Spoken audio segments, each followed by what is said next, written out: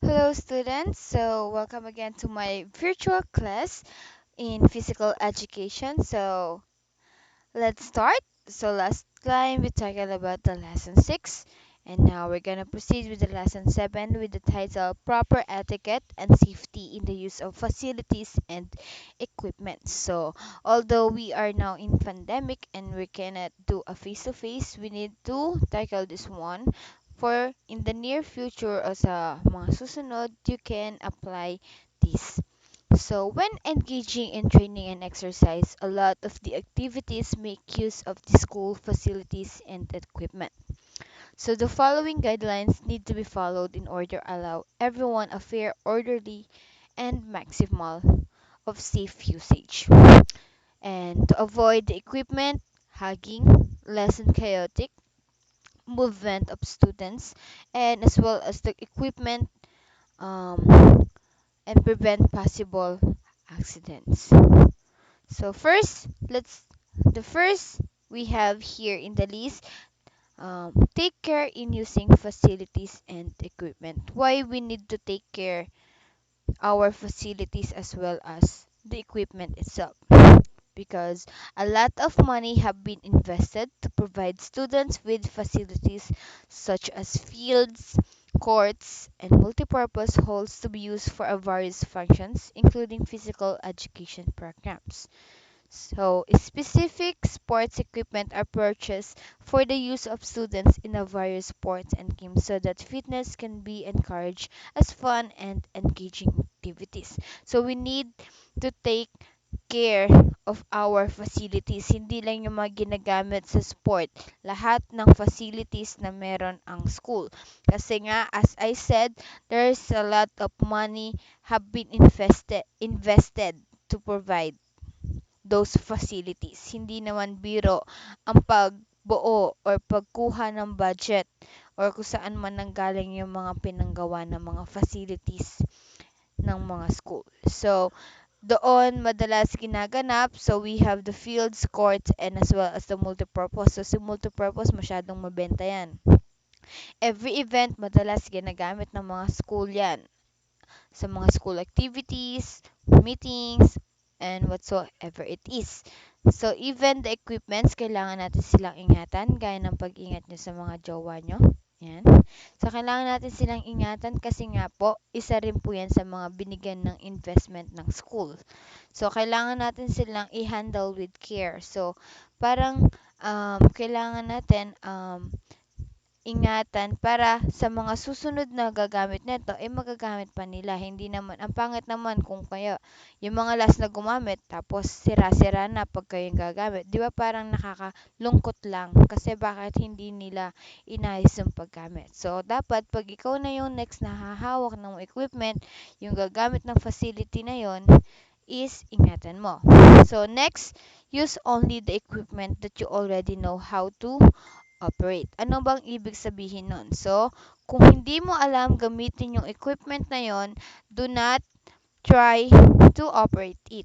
Because if you are unfamiliar with the use of a certain equipment, you need to wait for the teacher's instructions before operating it. Or kung sino man yung knowledgeable enough to operate or yung bagay na yun or yung equipment na yun. So, not being fully informed on how to use a certain equipment may harm you and or the other people. For example, we have the swinging of a tennis racket without knowing the proper grip might lead to letting go of the racket unintentionally. So possibly damaging the racket, part of the facility or letting go or harming someone. So if you are unsure on how to use the equipment, you need to ask me or the teacher, kung sino man yun nandun.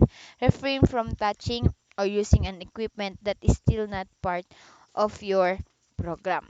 So kung ang activity nyo lang is paglalaro ng tennis and you are not knowledgeable enough, syempre medyo may kabigatan at kalakihan ang racket ni tennis compared kay badminton racket. So, si badminton tennis, I'm sorry, body si tennis racket ay mas malaki compare kay badminton dahil mas wide ang kanyang net o yung nylon niya. So, ang bola niya ay hindi shuttlecock, kundi tennis ball. So, mas mabigat si tennis ball compare kay shuttlecock. So, kung hindi ka knowledgeable, kasi masyadong mabouncy yun, possible na kung ang facility ay meron mga window, pwede mo siyang mabasag. So, nagkaroon ka ng cause of damage. If you don't know, hindi mo na control yung pagpalo mo na palakas, kung hindi facility matamaan mo, possible yung kaklasmate mo yung matamaan mo or yung mga taong nasa loob ng facility na yun. So, if you are not knowledgeable enough, you are not allowed to not totally touch, you are not allowed to do or to operate the equipments that surrounds you. So, kung sa tingin mo, alam mo, kaya mo i-handle, then go. But, before anything you do, kailangan mag-ask ka muna ng permission ni teacher or ng kung sino man nagbabantay doon. Maliwanag? So next, be alert and aware in the training area. Why? Because always practice care and alertness in your surrounding to avoid accidents or mishaps. So developing presence of mind in all kinds of situation is important. So dahil nga you are in a training area, you are prone in different accidents.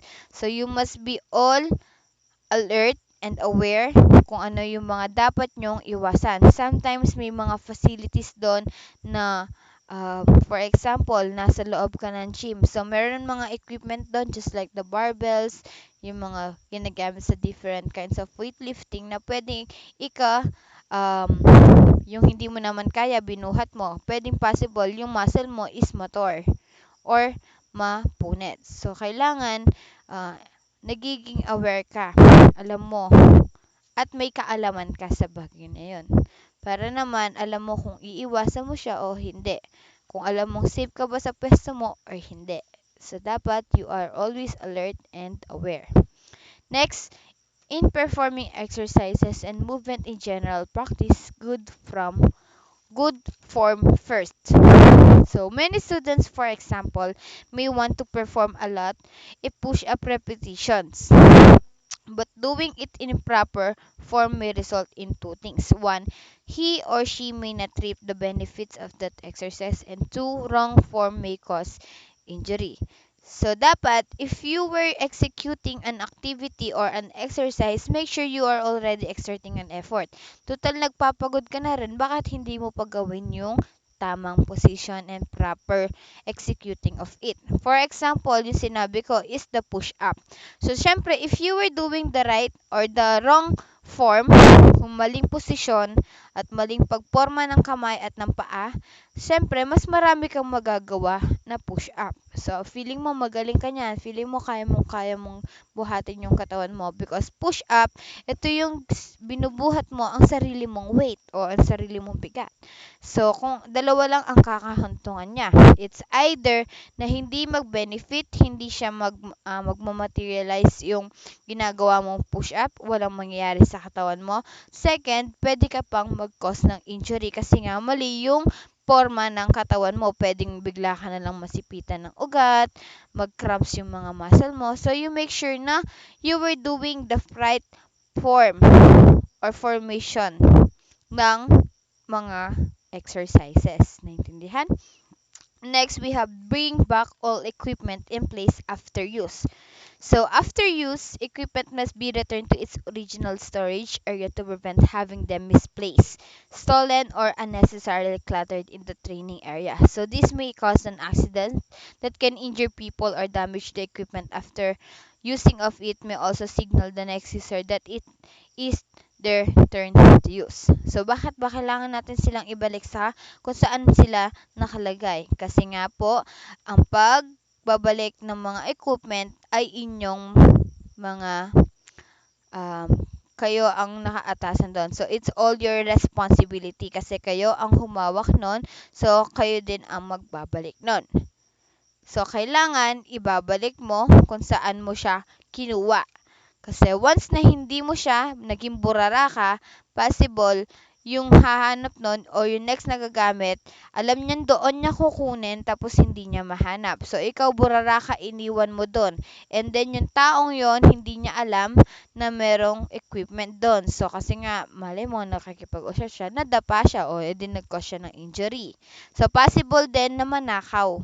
Kasi hindi naman natin, minsan may mga kasabay tayong mga students o ibang tao sa loob ng facility. So, dapat make sure na binabalik mo kung saan mo man siya kinuha para um, respeto na lang din sa susunod na kagamit. At least hindi siya nahirapan maghanap, wala ka pang responsibility, you did the great job. So next, do not hug the equipment. Huwag mo daw siyang yakapin kasi hindi naman siya teddy bear. Char. So do not hug the equipment. In a gym with limited number of equipment, rotation system is practiced.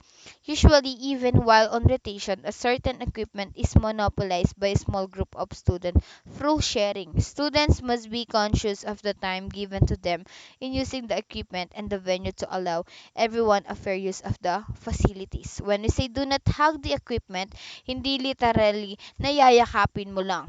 Na bit mong ganyan, yakap mong ganyan. No.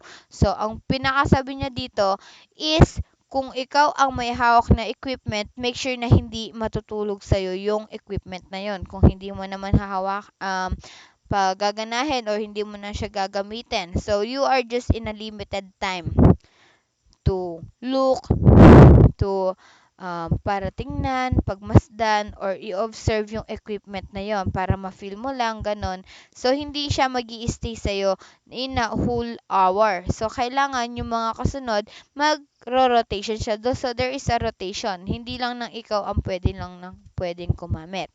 Kailangan ipa-experience mo din sa mga classmate mo yung equipment na yon. Hindi lang porket nag-enjoy ka na doon, ikaw na lang ng ikaw yung naghawak, gumamit-gamit. So, no.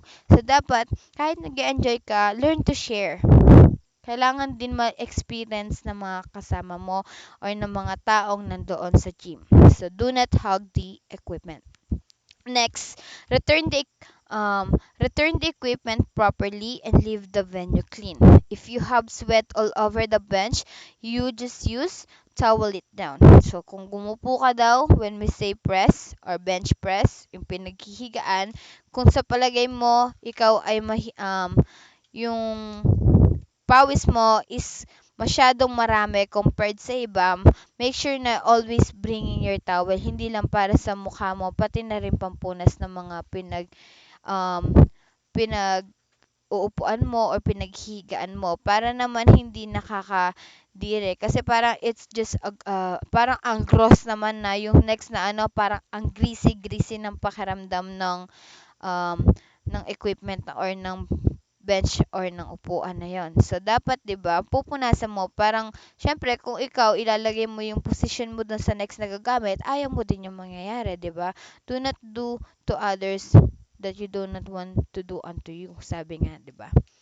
So, any equipment or facility that has been used should not leave or pass on equipment that is incomplete disarray or it dirty. So, when we say disarray, wala siya sa kanyang posisyon or hindi siya masyadong napabayaan siya. So, dapat, kung saan mo siya kinuha, as I said dun kanina sa bring back all the equipment in a place after use, dapat ganun din. Return the equipment properly. Hindi lang dapat basta-basta malinis, hindi lang basta-basta binalik, malinis din. Para lang sa mga susunod na gagamit.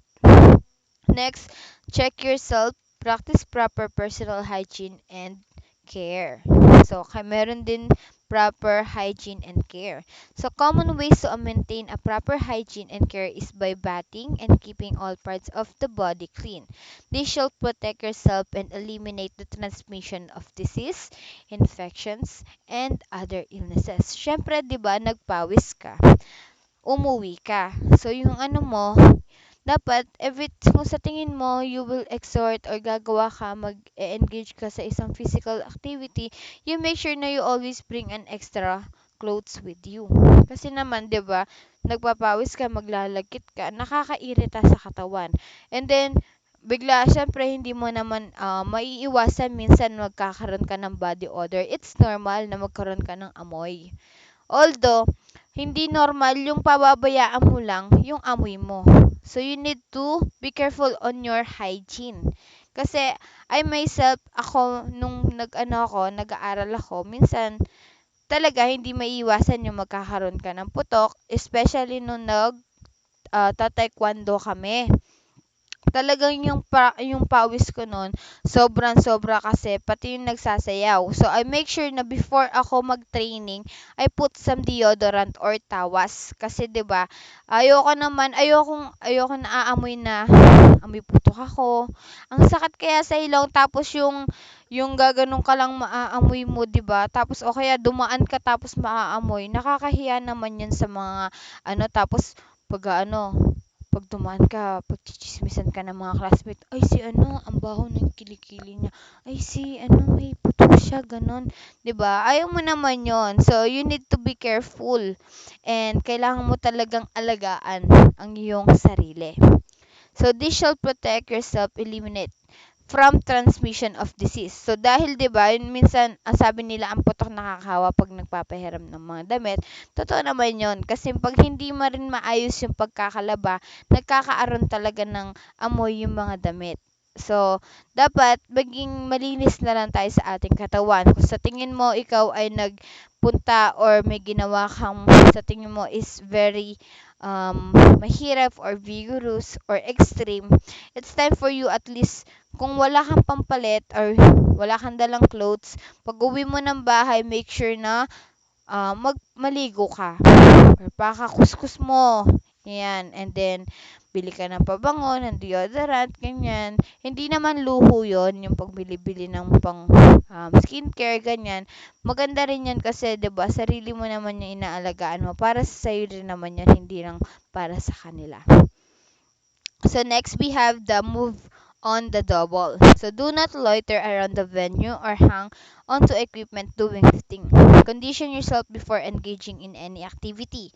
So first, do not loiter. When I say do not loiter, wag kang magkakalat sa venue or sa facility kasi or wag mong i-hang on yung mga equipment.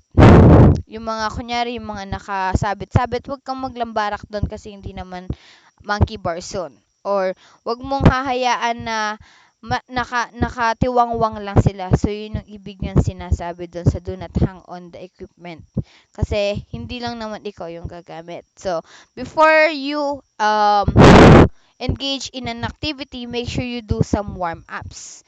So, kailangan nagwa-warm-ups ka. Bakit, ma'am? So, warm-ups is to prevent you to have a serious injury and to prepare your body for an upcoming vigorous or extreme activity. So, dito, yung warm up from the word itself, warm, ibig sabihin, pinapainit niya ang iyong mga muscles. Kasi nga po, yung muscles na yon nagiging expandable sila and nagiging mas accommodate sila once ginawa kang activity. Kasi kung ikaw ay bigla ka na lang nagbuhat nang wala ka man lang warm up, possible na magkakaroon ng lock, magkakaroon ng pag-ipit ng ugat, or magka-cramps ka. Pagbuhat mo ganun, biglang puputok yung mga buto-buto mo. So, kailangan magwa-warm up ka muna. Then, last, we have the general rule, always be nice. Yan. So, by being courteous and friendly, you will improve the atmosphere during class activities. So, being helpful to others will always produce positive atmosphere of friendship and fun. Kung sa palagay mo medyo may kaangasan ang iyong sarili, ay wag mo naman ipakita na matapang-tapang ka kasi ang tendency, 'di ba, alam mo naman ngayon, nagkatinginan lang yung dalawang lalaki. Tapos akala ng isa na misunderstood niya yung tingin. Akala niya masama lang yung tingin, ganyan. Tapos nagsuntukan na sila. Ganun yung mga na-experience ko.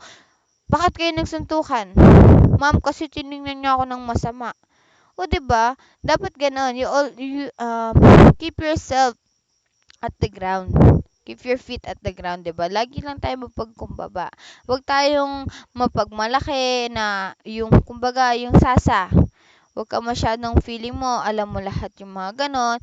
O, kahit alam mo, dapat instead na to pag malakihan mo sila or matamatahin mo sila kasi yung mga bago pa lang, first time lang mag-gym, dapat ikaw mismo is tinitrain mo sila kasi hindi naman agad-agad na ikaw nung bago ka sa gym is alam mo na agad gamitin, 'di ba? You seek a help with someone who is already knowledgeable with that thing.